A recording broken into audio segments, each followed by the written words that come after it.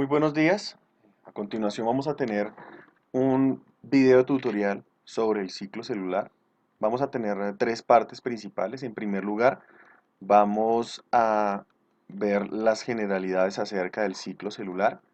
En segundo lugar, vamos a ver una revolución de este ciclo celular. Y vamos a concluir nuestra sesión con una sección de ejercicios de aplicación de los referentes teóricos que hemos observado el día de hoy. Dentro de cada una de las etapas, sobre todo en la primera y en la segunda etapa, vamos a ver unas pequeñas animaciones para ilustrar un poco acerca del ciclo celular y pues, cada una de sus fases. A modo de introducción, pues sabemos que el ciclo celular es la base de la reproducción de todos los organismos. Eh, Conocemos que dentro de ese ciclo celular vamos a originar dos células hijas a partir de una célula madre con la misma información genética. Esto se da lugar al proceso de replicación de la información del ADN y pues es importante resaltar que no es solo originar esas nuevas células, sino asegurar que el proceso en el cual se realice toda dicha información pues sea con una regulación adecuada para que no vayan a haber ningún error y pues evitar la producción de células cancerígenas, que es un mecanismo natural. Dentro de las fases podemos encontrar dos grandes fases. En primer lugar encontramos la fase de la interfase y en segundo lugar la fase de la mitosis. Entonces en la primera fase encontramos la fase G1, la fase S y la fase G2. En la segunda fase, que era la mitosis que les estaba mencionando, encontramos la profase, la metafase, la anafase, la telofase y la citocinesis, y pues se considera una fase intermedia entre la profase y la metafase y la prometafase debido a algunos eventos que dan lugar durante ese procedimiento. Entonces miremos un poquito un diagrama acerca de las generalidades que se observan en el ciclo celular. Entonces aquí se pueden observar la interfase y la mitosis como sus dos grandes fases, en las cuales encontramos en la interfase la G1. Se menciona que la célula hay una duplicación del tamaño debido pues porque se van a dar a lugar dos células con la misma información de la célula madre y pues no es solo la información sino también todos los organelos, el citoplasma que hace parte de todo este complejo, aparte del complejo enzimático, las proteínas, todos estos referentes que se necesitan para que se dé lugar al proceso de la producción de dos células hijas. Hay una fase G sub 0 que es una célula donde se cesa de dividirse, pero pues eso depende de la necesidad de los tejidos, de los eventos que estén dando lugar, si hay algún daño en alguno de los tejidos o si hay una necesidad como tal en alguna de las líneas celulares. Dentro de la fase S podemos encontrar la duplicación del ADN y todas esas proteínas asociadas a un complejo específico, al complejo enzimático que es necesario que se dé lugar. Finalizando esa interfase, va a dar a la fase G2, en donde se empieza a preparar toda esa división.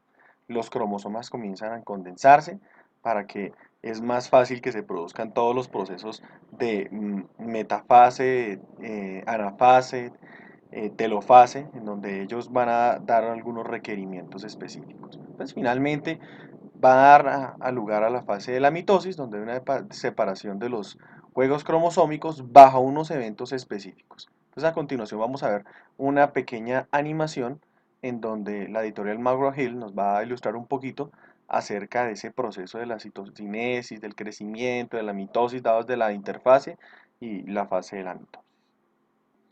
Como les venía mencionando en la animación que les quiero presentar a continuación, quiero que se dé lugar o se pueda observar cada una de esas fases del ciclo celular. Pues en primer lugar, la fase de crecimiento, que sea en la interfase, posteriormente la mitosis y finalizando en la citocinesis y su división del material del citoplasma.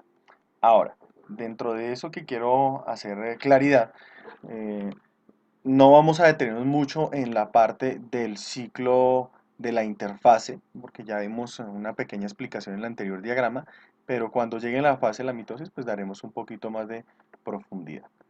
Miremos un poco acerca de la interfase, algunos diagramas que nos está presentando esta animación, cómo se da lugar el crecimiento entre las fases G1, S y la fase G2. Entonces, dentro de esas fases observamos el aumento del tamaño celular, como les había mencionado, todo el contenido citoplasmático, cómo empieza a dar a lugar todas las estructuras. En la fase S, la duplicación de la información del material genético, de ese ADN que él necesita, dos copias de cada uno, y pues en la G2 toda esa preparación para iniciar la mitosis y la división celular. Ahora, Dentro de esa mitosis vamos a observar que en esa fase M va a tener cuatro fases: la profase, la metafase, la anafase y la citocinesis. Entonces, dentro de esa primera fase, que es la profase, empieza a darse un evento que es la condensación del material genético.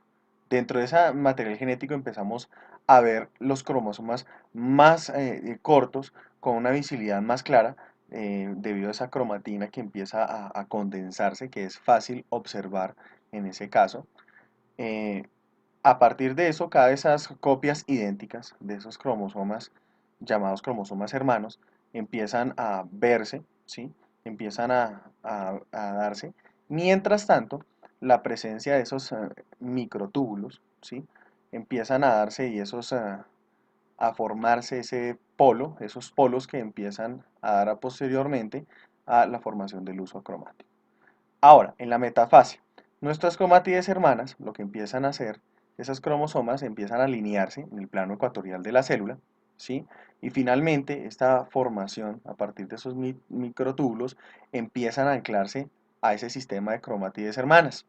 Esas cromátides hermanas empiezan a anclarse debido a la presencia de un punto específico del acrosoma llamado el cinetocoro. Ese cinetocoro va a permitir que se ensamblen esas fibras de tubulina, que empiezan a ensamblarse a cada uno de esos espacios y dar lugar en la anafase. Entonces, por medio de ese centrómero, donde está anclado por ese cinetocoro, los cromosomas hermanos, las cromátides hermanas empiezan a desplazarse en ese uso a cada uno de los polos. Entonces, debido a ese desplazamiento de esos polos que ustedes les estaba mencionando, va a dar lugar posteriormente a nuestra telofase, en donde los cromosomas empiezan a ubicarse dentro cada uno de su núcleo, de su membrana nuclear que empieza a formarse, y posteriormente a esa membrana nuclear que empieza a formarse se descondensan nuestros cromosomas, formarse esa cromatina y finaliza en la citocinesis. Ya dado lugar entonces a citocinesis, vamos a encontrar a nuestras dos células ya con toda la información de cada una de las dos células hijas, igual, exactamente igual a las de la madre, y dando lugar al procedimiento final. Entonces, este es el proceso del ciclo celular que les quería dar a lugar a esa mención, con nuestras fases, la G1, la S, la G2, nuestra profase, la metafase, la anafase y la telofase, donde dieron lugar los eventos anteriormente mencionados, y finaliza con la estrangulación, el estrangulamiento, perdón, de la membrana, el citoplasma, dando lugar el último evento, que es la citocinesis, dando a lugar estas dos células. Si estableciéramos un tiempo específico acerca de cuánto dura el ciclo celular, podríamos decir que la interfase dentro de cada uno de los eventos que se están proporcionando, diferente a la fase G sub 0, que es en una fase donde no hay una división celular aparente, en la interfase en la G1 puede durar aproximadamente unas 5 horas, en la fase S unas 7 horas, la fase G2 unas 3 horas, en la fase de la mitosis, en la fase M, una hora. Entonces aproximadamente se dan unos tiempos establecidos de regulación dentro de esa fase M.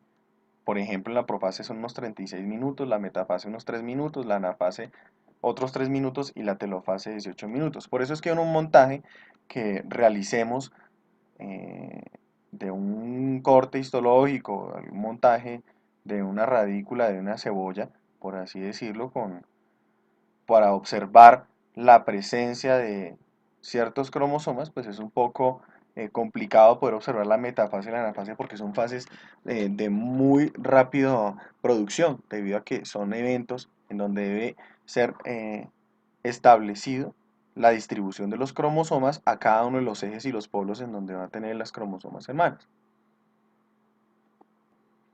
Ahora nos vamos a encargar de explicar un poco de los eventos de regulación del ciclo celular. Entonces, como tal, la regulación del ciclo celular es un conjunto de procesos que ocurren durante ese ciclo, llevado a cabo dentro de un orden y supervisión estrictos. Esto se da por medio de señales provenientes del medio y algunos controladores dentro de la célula que están encargados de hacer un direccionamiento del progreso de todo este ciclo celular a través de las distintas fases. Ahora pues hablamos de una regulación extracelular e intracelular. Entonces, hablemos un poco acerca de algunas proteínas, enzimas específicas en estos eventos. Por ejemplo, la KDC o la quinasa dependiente de ciclinas agrega fosfatos a las proteínas. Esto, con esas ciclinas, que son las mayores llaves del control en el ciclo celular, causan que la célula se desplace de cada una de las etapas. Por ejemplo, la G1 a la S, de la G2 a la fase M. Entonces, dentro de esos eventos da lugar a un desplazamiento. De esas quinasas dependientes hay un factor promotor de maduración.